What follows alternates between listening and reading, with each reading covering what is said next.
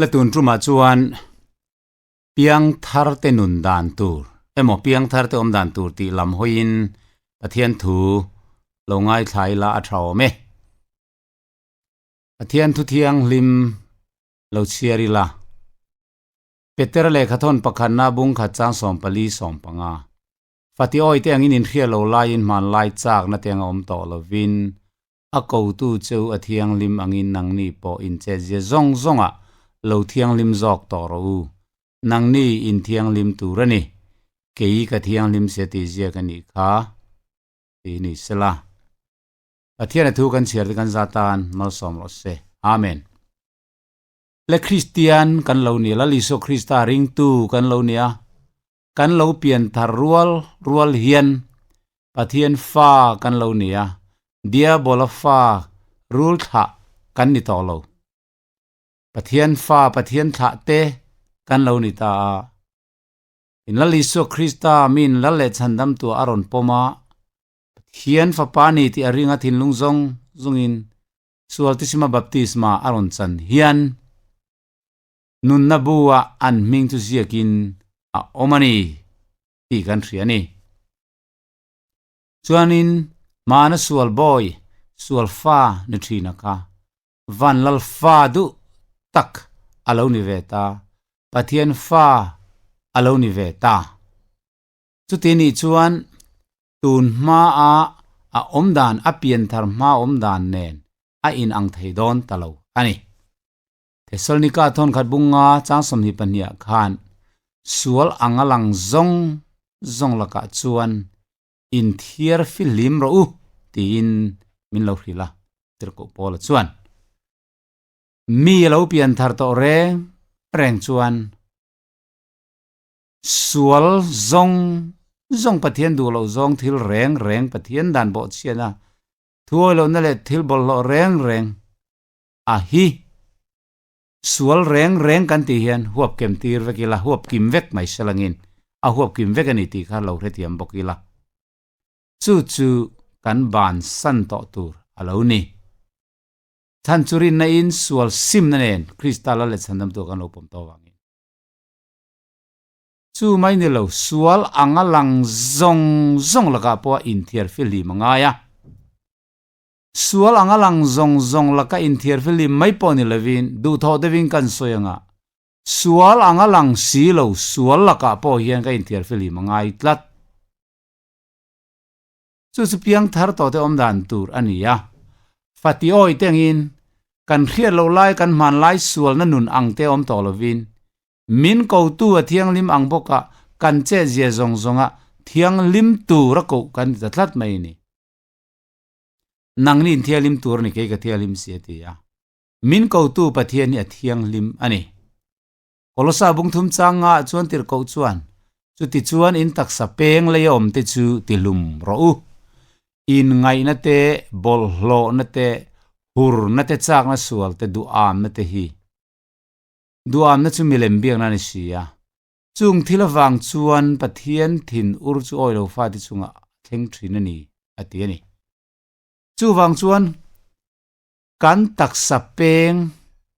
sual konga min ruai thei thin ti sa chak na lam hoi min ruai thei thin te po hi voina hian kan ti hlum ngam alo ngai ta chung te chu eng te mo in ngai na sual kan ti ang chi sex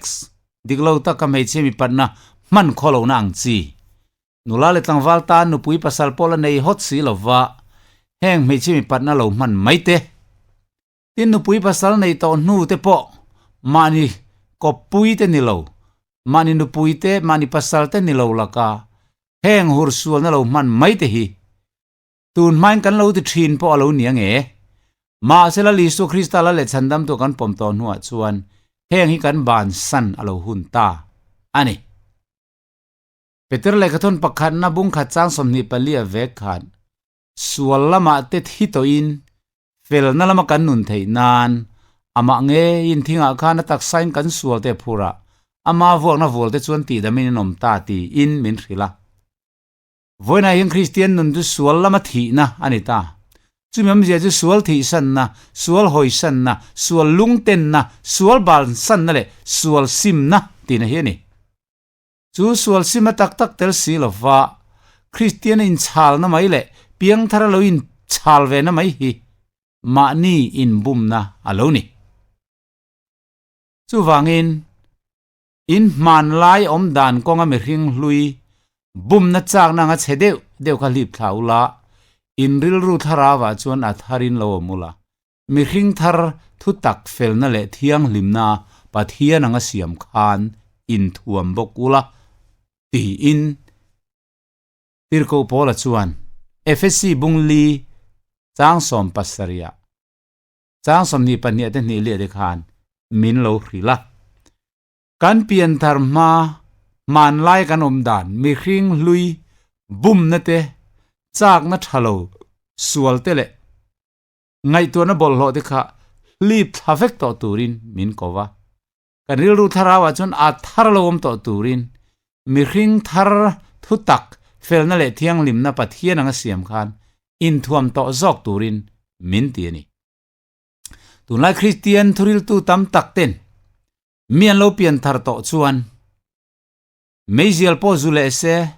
kuwa po i se sada po zu po in le ma se drak ngol po ve le ma se chandam ani don tho tho ti anzir tir na anga hi chu Bible a om ve lo Bible nen ain kal tlatani Piangthar te chu tun main kha tiang kha an lo ti thin ni po in an lo Piangthar to nu chuan khang kha an ti tur ani to lo tin ani zoka mi hring lui man lai om dan kan mi hring lui bum na konga cha na chedeu deu tele zu le drugs mai chen mi pat na hur sual na tele dot soi na te lem hle na le corruption chitin reng te kha kan Piangthar ma kan nun dana kha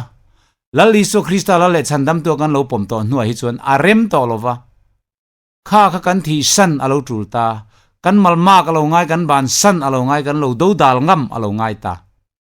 mi hring thar thu tak fel na le thiang lim na pathian anga in siama in thuam mai to tur kan lo ni ti hi min thriat tirani kan lo chiar tong khan rom bung som pani chang hi khanin he khovel dang dan ang hian om su ula pathian du zong thale lom tla le that fam kim chin thriat fiat thei nan in ril ru a tharomin lo dang lam zok to ro u ati Piangthar na standard thi niam te anilova asang em he Piangthar na nung chang standard pathianina kan nei tura min pe a hi ama thole Isu Krista nung chang an pui siam thar kan ni na tur mun ani wa maya zule mun na roi thi thil le drugs te ne na chom fin thei ani ve to lo khang tiang ti nan kha chuan tun ma kha tok to hur na thil te el rel na le I sing na te po tun ma kha tok to kan Piangthar ma kan lo nei kha tok ke tuna la Isu Krista la le chandam tu kan lo nei ta Isu Krista chu ka ringani ti ya Krista ne na kain tulu ta minga wanga sual sima baptisma kan lo chan to nuwa hian khang tun ma kan Piangthar ma kan nung chang nun lui angkha kan nei le athiang to lawa Isu Krista nung chang thar mi hring thar thu tak fel na le thiang lim na pathian anga siam kha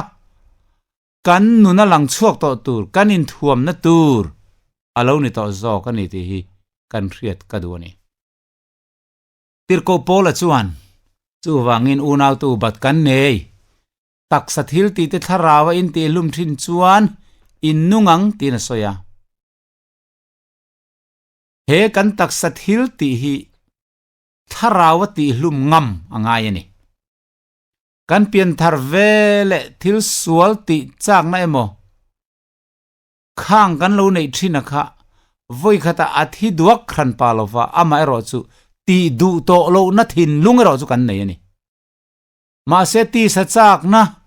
zule muam meizial kuwa sada le zule drugs kan taksa thi sen zung za ma le kan thuaka addiction angol kan lo nei to kha chu lali so Krista la le chandam tu kan han pom vele voi khata are ngal thut kher lawang lo re ngal lau te ponom chuna van nei tha kanga amma ero chu khang kha voi le khata re thut ani kher lo mà sẽ Christa mi alo Piangthar tak zet to chuan heng ti sa thil ti mi ring lui ama ron ti buai tu mani tina ama ron zar tu te kha kharawin alo ti lum thei to don ani tun ma chuna ti lum thei lawa kha suala khana nung ta ma po kha ma se tu na chuan thin lunga pathian tharau thiang lim alo cheng ta he isu Christa an thin lunga cheng ta le pathian tharau thiang lim an nuna lo om ta a hian an mi ring lui lo tho ur lo nung le ur ron zar buai tum tu ti sa chak na le bol lo na tin reng ni china kan chiar tak anga kha he an mani tharau thiang lim thil ti theina hian an lo hu betrina an lo ti lum trina chu wangin Galatia bung nga chang somni palia kan muang khan Christa Isu mi te chuan ti sa thil ti te kha asuam te la ngai tu na te chop khanin an kheng bet thei ta tlat maya ami pa thei to lo kha mi tlangwal kha lo Piangthar chuan ami patna thita ti na lam akok lova pathianin chitha tura mi anga asiam na ami patna te po athilo ma se man kholo chak na uire na le nulangai chak na sual athin lunga lo thok le thin kha alo Piangthar to chuna ma tharau thiang lim om chak na mangin a kheng bet thei ta a nol thei ta a do zo thei ta ti na alo ni ta ni orin thon khat bung som le panga chang som thum pakda khan tir ko polan ka unau tu Christa Isu kan lalpa ka chuan na chu chu chalin ni tin ka thi thin ka ti ani ti kan Piangthar to nu hen voi le khata kan thafam kim ngal vek anilawa amar churin na in mi fel fam kim puan ero chu kan ni a keimania sual omle kan pian pui sual te po hi ni tin ne a ni tin tilum chhozel tur kan ni a tin voina hen thlem chu lo ne to ni mai theya ma se nak tu ka thlem na dang sual dang kala hian ngai lovin milron ti boy zel don he khovela kan cham chung zong kan thi ma lo chuan ni tin in thlemin kanom fowa sual in ni ti miron beya sakai bak nei room thinang na se thei tur zong in setana chu a phirwaya hun tlem te chawnei to ni tin thria in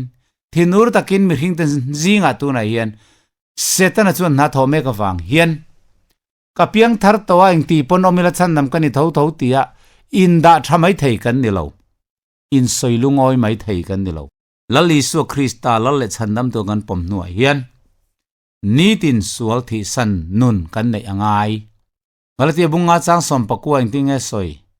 ti sa thil ti te chu lang fian ni chung chu heng he ni in ngai te bolon te hur na te milembia te doi thiam te huan na te in huan na te thi na te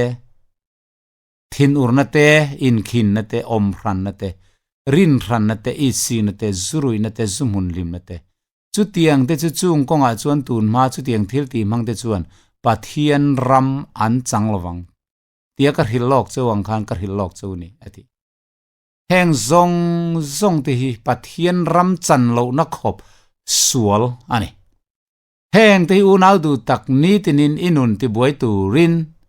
he mi hring lui hi setana chuan ron ti nun thar le atum thina kan chak lo na lai kan weak point ta minon beya ma se chu tak chu Christian Piangthar dik tak to te chuan a ka Piangthar to heng hi ti le mai la ka chandam na bo chuang lawang tia si nip ta ka kha sual kha lo welcome le mai lovin lo wa ti le ve mai lovin heng ni ka ti tur ani to lo heng hi chu Christa Isu khan khen benito kami hring lui chu Christa Isu chuanin khen benom veta sual putak sasti boralom theinan tuna china sual boy kanom to lo na turin tiang khan lo do dala heng nun lui them na tan setanan kan nun aron man trin thin chian na te huan le isin le cha po na te a dong da na sual te heng zong zurui na te le in ngai na le hur na te chen hian setanami zia kan chom kha ania kan mi hring pian pui sual min chen chil tat tu ni a ma se tharau thiang lima Piangthar na kan lo nei to nuwa reng chuan heng nun hi kan tile ngai tur ani to lova kan lo tile pal te ani poin arangin in chirin kan sim zel tur ani korin thon khat bung ruk chang ko chang som kan chiar chuan ani le mi fel lo te chuan pathian ram an lu lo wang tin khlovem ni le buminom su in ngai mang te mo milem betu te mo uire te mo mi hur te mo mong ko hur te mo rung mang te mo mi duam te mo zurui mang te mo mi hau mang te mo lebru te mo in pathian ram an lu lo wang ti in chiang takin tirko pola chuan min lo hrila Piangthar nuwa heng nun kan siar chuat tak te kha nangma aron chor chuak lem in ngai tuaro in ngai na sualte milem bia na du am na kan tiang te mong ko hur na te le thil ruk chi na te corruption te du am na te po milem bia na ni zu lo in du le mai na te mi hau wa chin le tlan na te le thil lo hlep ruk du le tlan na thin kha inuna alo la kal le thinem I thi san to moi tinu te khan alaron chor no le thinem heng te hi inuna chu lo mani ngai chuan tharau thiang lim hian I lo ti lum ngam zelangai ni chu ni ti na kan thi na chu mitam tak chuan ka Piangthar towa channam kan ni towa heng rui thei thil zu le sa le kuwa meizel ka ti wang mai heng ka channam na bo thei to lo nula ngai na le heng hur na ka lo ti ve mai te po hian kan channam na khoi poi phak lo ti zawng in an lo soi thin ma se una du tak le thian du tak te u heng sual zawngte hi channam lo na min thlen thei tu sual thiau an ne wangin kan nu na tangin hei hi kan then fai atula Krista thi sen lua kan sil fai ti rangaya ti du to lo na thin lung pau khau tak kan nei po angaya kan hoi san ngamangai chu wangin sual na lama te thi towa fel na lama kan nun theina turin Kristan min tor sakani ti hria ila heng kan mi hing lui zong le tuna kan chiar chuat tak nun kholo zawngte kha ban sanin Bible thialim kan chiar chuat tak anga pathian fa nun Isu Krista nung chang an nalama themate do zovin tharau thiang lim kan chungom nen hian tang rualin wai sentakin pathian dan thu pek zom turin una du takte u kanin pek anga yani he Christian nun hi ni tin atakin kan nei zel theinan pathian in thu thiang lim kan zatan malmin som sak rawhse amen